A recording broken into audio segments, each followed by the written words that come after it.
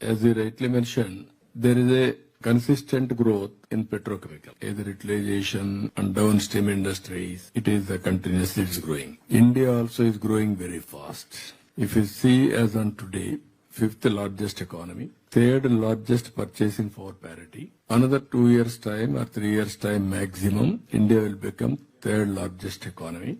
Our Honorable Prime Minister is promoting and in a big way, not only one or two sectors, overall development of the country. Now growth rate is very impressive. Even people are projecting by 2028, incremental growth rate. Compared to any other country, India will be the highest.